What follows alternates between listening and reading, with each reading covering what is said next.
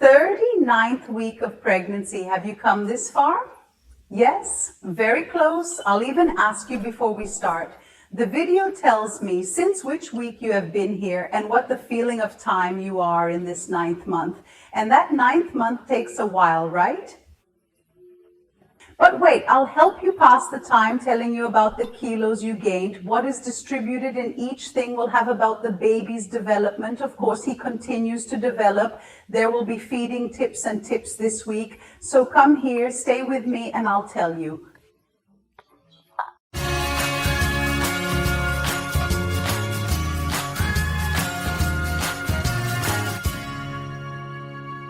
Hello, I'm Monica Romero, holding back the cry. Here, I swear I'll hold back. I'm very happy to have you here with me. Wow, there's so little left. Oh, how delicious. Oh, how anxious the heart is. Oh, palpating. And time seems not to pass. And we are already having some contractions or not, or many, or even your baby has already been born. And you see what it's like here just to see how he's doing, isn't it? Congratulations, my love. What an amazing journey we've had together, huh? How many things you learned that we discovered and that your baby moved, and each phase one more exciting than another, to finally have the greatest emotion of all that will be the birth and after your motherhood. Oh, that's delicious, baby. I'm so happy for you. And for this beautiful baby who is going to get a mother who is super tuned and calm, don't come say goodbye to me here, huh? Or maybe you'll see me next week, or if you don't, next week.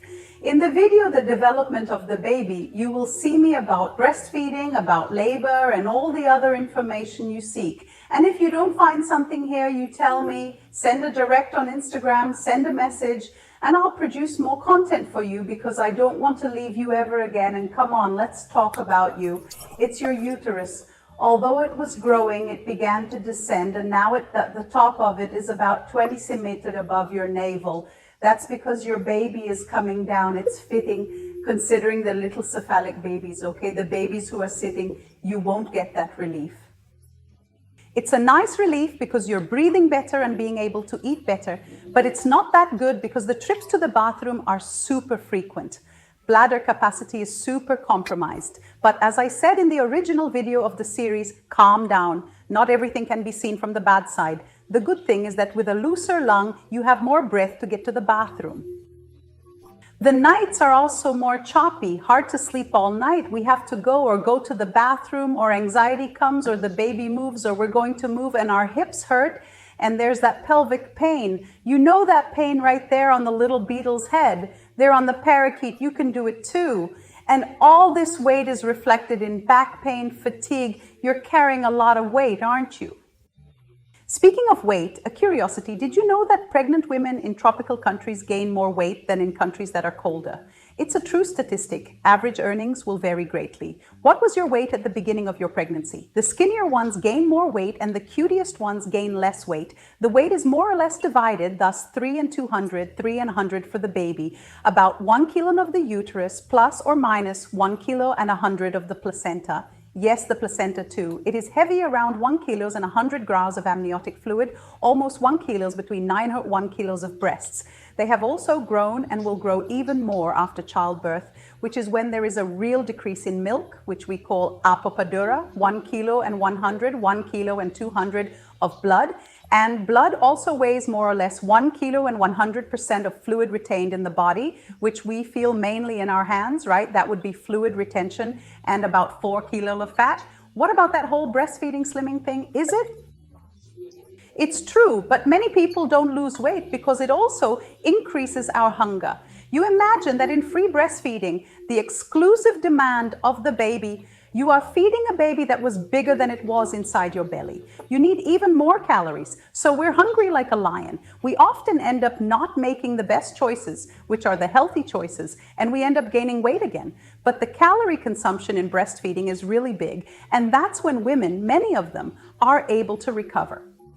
All the fat that is these 4 kilo on average that she ends up gaining, that would be about 30 pounds. Are you winning? You may, of course, have gained more or less weight according to your BMI, according to the habits you had during your pregnancy, but I'm hoping it was super healthy, so it's easier to stay healthy while breastfeeding, and not have to fight with the scale. And let's talk about this big baby there who's all too lazy to get out of his belly. Your baby is measuring about 50 centimeters from head to toe and weighing about 3 kilo and 200. He should gain about $200 gross by next week. And his weight is important to help, right? He's checking his body temperature over here. And of course, he still gives a nice little cheek, some dimples in his hand. And if your baby is born skinny, that's okay. He will still accumulate that little fat after he's born. And an important piece of information is that it is natural that babies, when they come out of the belly, they lose up to 10% of their weight. Look, because before they received all the food there through the umbilical cord, now they have to breastfeed in his gastric capacity, which is very small. When he is born, more or less the size of a cherry, he needs to be feeding on a colostrum and then milk that will go down for him to start growing. Our stomachs grow, right? Then he will start to increasing gastric capacity. He will gain weight again. Why was his stomach so small? If he could swallow amniotic fluid because he wasn't hungry, he wasn't swallowing enough to expand. But there is something that is not yet formed in your baby, you believe, and will only form on this side, which are the tear ducts, those ducts that make the baby cry, those tears that break our hearts. It will form a few days after childbirth. So usually newborns do not cry from flowing tear. This will come later. But what still continues to form are brain synapses. The baby's brain continues to develop and he continues to learn, yes, inside the belly, whether with the voices he hears, with the songs you sing, with the stories. All of this is extremely important for its development. And the more we stimulate the belly, the more synapses, the more creative, the more intelligent. This goes all the way to adolescence and one. Curiosity is about the size of the umbilical cord. It varies a lot, okay? He now measures between 50 and 70 centimeters, and the cord wrapped around his neck is much more common than we imagine, okay? So that's not the clue you have, is it? A mandatory cesarean section. If you have the cord wrapped around your neck, the cord is very large, there is room for it, but if the cord goes down before the baby, then it is an indication of cesarean section. My food tip for you at the end. It'll be very simple. I'm not going to talk about any specific food. I'll tell you to have light meals every 3 hours. Because if by chance you go into labor while you're in prodromes or in the first phase, which would be the active phase, you can still feed. But eating a feijoada can get in the way, yes, especially when you are there concentrated, exerting strength. Digestion is so slow that it can bother you. So light meals every 3 hours will help you also for labor. What if you go, do cesarean section, then you have to see what were the recommendations for you to make your diet according to possible. As it is surgery, it may be requested for you. It's actually going to be a little bigger fast, okay? But nothing impossible to do. And after the cesarean section, we eat, don't worry, okay? And my tip of the week is special for those who work outside. It's time for you to talk to either your doctor or the company. For you to enter with on maternity leave, you need to present some documents so that you do not stay unpaid during the leave period. I will give you my example. After Lucas was born, I went with him to an agency so I could apply. So you have to find out how it's happening in your region, how you have to do it in your company, if it will give you any certificate, if the doctor needs to give this certificate so that you don't go without remuneration. And remember that citizen companies can give you up to 6 months of leave. If you work autonomously, it's time to get everything in order for you to have an extended break around. As much as I know about our commitment to continue working, and when we stop working, we are left without any income, it is important that we have planned now for this moment, which is one of the most important of your life. And I already wish you a beautiful birth, that you come and tell me what the approved date of your birth is.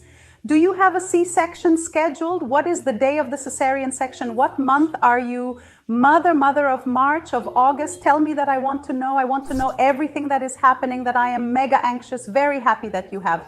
Having gotten this far, My 2 children were born at 39 weeks, so there's a great chance that I won't see you next week here in Pregnancy Week by Week, but I will see there in the development of the baby. You won't escape me. See, there is a lot of content being prepared with a lot of love and affection for you. A beautiful birth, a beautiful time. If your birth doesn't happen now, I'll see you next week, but if not, I'll see you in the next video. There's plenty of video for you. Don't forget to leave a like for me. Okay, I'll see you in the next video. Good. Hora.